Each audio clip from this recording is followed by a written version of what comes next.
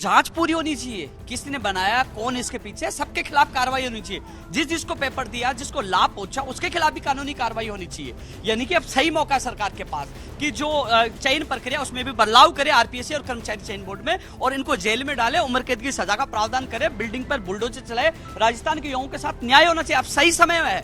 मैंने कल भी कहा था कि ये भरोसे का संकट है और ये जारी रहा तो जिस भरोसे को बचाने के लिए, जिस विश्वास को बचाने के लिए इस छल को, प्रपंच को, पेपर लीक को दबाया जा रहा है, वो सारा टूट जाएगा। देखिए, पेपर लीक तो अभी रीट के 2 इम्तिहान हुए थे, एक भी पेपर आउट नहीं हुआ। इसी तरीके से व्याख्याताओं के पेपर में कोई पेपर लीक नहीं हुआ। अब बता भी दीजिए सीएम साहब, आपके राज्य में पेपर लीक का ये कौन सा खेल चल रहा है? पेपर पर पेपर लीक हो रहे हैं और जिनके कंधों पर इसे रोकने की जिम्मेदारी है, उन्हें तो शायद पता ही नहीं कि पेपर लीक हुए भी हैं या नहीं। जी हाँ, यह है राजस्थान के शिक्षा मंत्री बीडी कल्ला जो कह रहे हैं रीट की परीक्षा हुई, टीचर भर्ती की परीक्षा हुई, लेकिन पेपर तो लीक हुए ही नहीं। देखिए, पेपर लीक तो अभी रीट के 2 इम्तिहान हुए थे, एक भी पेपर आउट नहीं हुआ। इसी तरीके से व्याख्याताओं के पेपर में कोई पेपर लीक नहीं हुआ। और जो पेपर लीक हुए थे उसके लिए माननीय मुख्यमंत्री जी ने सख्त कानून बना दिया है। 10 साल तक की सजा का प्रावधान, उसकी संपत्ति को कुर्क करना, जो विद्यार्थी बैठेगा कभी सरकारी नौकरी नहीं कर सकेगा। इसी तरीके से कोई सरकारी कर्मचारी इन्वॉल्व होगा उसकी नौकरियों से बर्खास्त, और जो ऐसे कांड में इन्वॉल्व है उनके खिलाफ सरकार ने सख्त एक्शन लिया है। जब मंत्री जी कह रहे हैं पेपर लीक तो हुए ही नहीं, तो आप सोच सकते हैं राजस्थान में पेपर लीक की जांच कैसी हो रही होगी। जितने पेपर नहीं होते उससे ज्यादा राजस्थान में पेपर लीक हो जाते हैं। अब गहलोत सरकार ने चुनाव से पहले खाना पूर्ति करते हुए पिछले साल के लीक हुए 2 पेपरों को रद्द कर दिया है। बता दें कि आरपीएससी ने 2022 में हुए वरिष्ठ अध्यापक सामान्य ज्ञान ग्रुप ए और ग्रुप बी के पेपर रद्द कर दिए हैं, जो अब 30 जुलाई को होने वाले हैं। बाबूलाल कटारा ने सरकार के ऊपर का भरोसा ही काट दिया है। जिस तरह से कल रात को सरकार ने सामान्य ज्ञान के ए और बी दोनों पार्ट के वरिष्ठ अध्यापक परीक्षा के पेपर रद्द किए हैं, सरकार के ऊपर भरोसा कट गया है। मैंने कल भी कहा था कि यह भरोसे का संकट है और यह जारी रहा तो जिस भरोसे को बचाने के लिए, जिस विश्वास को बचाने के लिए इस छल को, प्रपंच को, पेपर लीक को दबाया जा रहा है, वो सारा टूट जाएगा। सरकार है कि मजाक है, समझ में नहीं आ रहा। अकेले पेपर लीक का मसला इस सरकार को हिला सकती है। मुख्यमंत्री अशोक गहलोत को यह समझना चाहिए।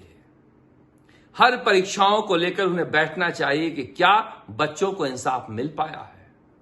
बच्चों को इंसाफ नहीं मिल पाया है और इसे लेकर उनमें नाराजगी है। आप 1 लाख की घोषणा कर दीजिए, 2 लाख की घोषणा कर दीजिए, इससे कुछ भी नहीं होने वाला है। दोबारा रीट की परीक्षा हुई, जोधपुर में पूरा रिजॉर्ट ही बुक था। प्रश्न पत्र हल कराए जा रहे थे और प्रश्न पत्र मिलने से पहले ही जोधपुर पुलिस कह देती है कि पेपर नहीं मिल रहा है, और उसके बाद आरोपी पर इनाम भी घोषित करती, वो आरोपी नहीं मिलता है। कमाल की पुलिस और कमाल की जांच है।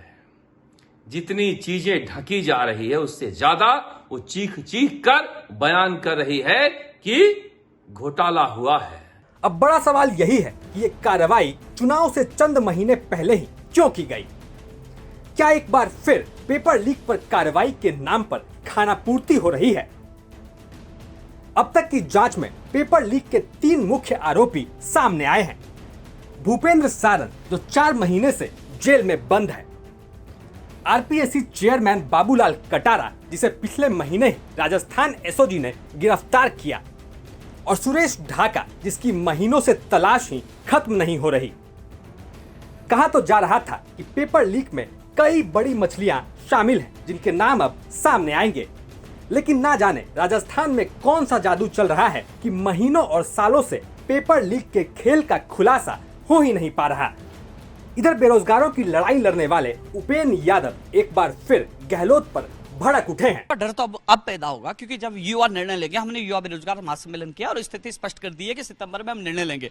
यदि पेपर लीक मुक्त राजस्थान नहीं बना, इन पे काबू नहीं हुआ, संस्थाओं में चयन की प्रक्रिया नहीं बदली, जो 1 लाख प्रतिदिन भर्तियां पूरी नहीं हुई, 1 लाख भर्ती घोषणा की उनकी विज्ञप्तियां जारी नहीं हुई, यदि युवाओं के हित में निर्णय नहीं हुए तो हम कांग्रेस के खिलाफत करेंगे, विपरीत जाएंगे और खुला मोर्चा खोलेंगे। यदि मांगों को पूरा करते हम कह रहे हैं, हम साथ देंगे, हम कांग्रेस के साथ है, खुले हम कह रहे हैं, लेकिन उसका साथ के लिए आपको कर्मचारी चयन बोर्ड और आरपीएससी की जो चयन प्रक्रिया, यानी कि भाई भतीजावार राजनीति नियुक्तियां बंद करनी होगी, जांच करानी होगी, अपराधियों को जेल में डालना होगा, उम्र कैद की, हाँ बिल्कुल, किसी से जांच कराएं, चाहे सीबीआई से कराए, चाहे अब एसओजी ईडी तो कर चुकी है, तो सीबीआई जांच करे। राजस्थान के युवाओं को न्याय मिलना चाहिए, यानी कि जेल के अंदर अपराधी होना चाहिए, जो युवाओं के सपनों को बेचने वाला गुनाहगार जेल के अंदर होना चाहिए, युवाओं को न्याय मिलना चाहिए। सुन लीजिए गहलोत जी, अब भी वक्त है। अगर पेपर लीक वालों पर कार्रवाई कर दी और पेपर लीक के खेल का पर्दाफाश कर दिया तो उपेंद्र यादव आपके साथ आ जाएंगे। अब चुनाव है तो आप भी जानते हैं युवाओं की कितनी जरूरत है। आज युवाओं के साथ के बिना सरकार बनाना मुश्किल ही नहीं, नामुमकिन है। और अगर चुनाव से पहले युवाओं को बीजेपी ने लुभा लिया तो कांग्रेस के साथ बड़ा खेल हो जाएगा। ब्यूरो रिपोर्ट, राजस्थान तक।